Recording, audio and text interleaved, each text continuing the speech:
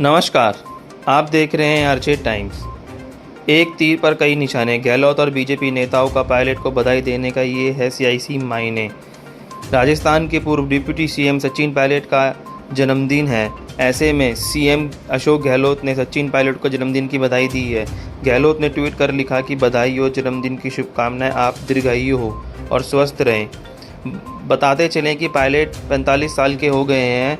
सचिन पायलट भारत जोड़ो यात्रा में शामिल होने कन्याकुमारी पहुंचे हैं।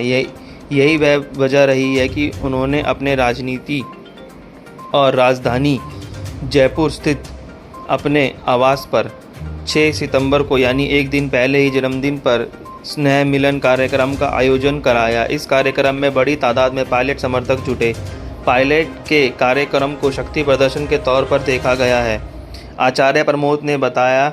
भावी सीएम सचिन पायलट समर्थक आचार्य प्रमोद ने पायलट को जन्मदिन की बधाई देते हुए भावी सीएम बताया। इससे पहले भी आचार्य प्रमोद पायलट को सीएम बनाने की मांग खुलकर समर्थन कर चुके हैं। सीएम गहलोत से आवत रखने वाले और सचिन पायलट के आत्मीय आचार्य प्रमोद ने एक बार फिर बधाई देते हुए सीएम खेमे को संदेश देने की कोशिश की है। उन्होंने भी ट्वीट कर आशीर्वाद दिया है। आचार्य प्रमोद ने एक बार फिर सचिन पायलट को जन्मदिन की बधाई देते हुए भावी मुख्यमंत्री बताया है। बीजेपी नेताओं की पायलट को बधाई देने के पीछे की मंशा।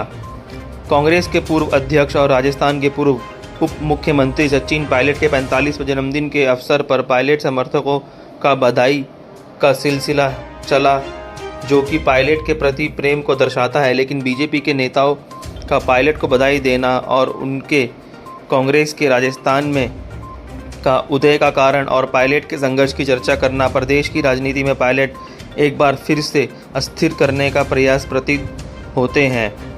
वहीं राजस्थान में बीजेपी अध्यक्ष सतीश पूनिया ने भी सचिन पायलट को ट्वीट कर बधाई दी है।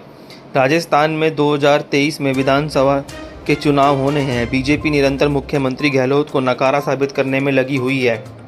बीजेपी की माने तो गहलोत साल 2023 में सरकार नहीं बचा सकते हैं, तो फिर पायलट की तारीफों के पुल बांधकर बीजेपी क्यों पायलट को मजबूत करेगी। जबकि बीजेपी के नेताओं की माने तो पायलट ही हैं जो कांग्रेस की जीवंत रख सकते हैं। अगर पायलट मजबूत होते हैं और बीजेपी के नेताओं के दावे सही साबित होते हैं तो एक बार फिर राजस्थान में बीजेपी को सरकार से बाहर रहना पड़ सकता है। लेकिन कोई भी बीजेपी के नेता ये नहीं चाहता कि ऐसा हो। और पायलट के गुणगान का मतलब क्या है। राजस्थान में गहलोत को लेकर किसी भी प्रकार की कोई एंटी इंकबेसी नहीं दिखाई देती है। गहलोत से पार पाने के लिए बीजेपी के पास कोई मजबूत रणनीति नहीं है। चेहरों की भी बात करें तो गहलोत के मुकाबले का सिर्फ बीजेपी में एक ही चेहरा है, वो है वसुंधरा राजे का है। इतिहास गवाह है कि गहलोत को राजे ने ही मात दी है। एक बार 41 और दूसरी बार 21 पर सिमटा दिया था।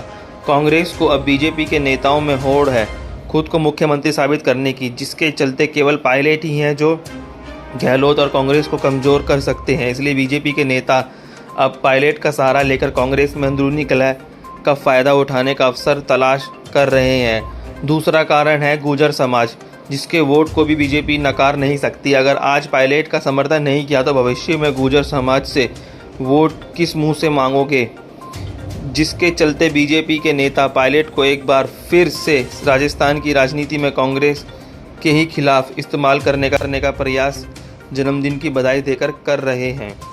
बहुत बहुत धन्यवाद। आरजे टाइम्स को देखने के लिए लाइक सब्सक्राइब जरूर करें।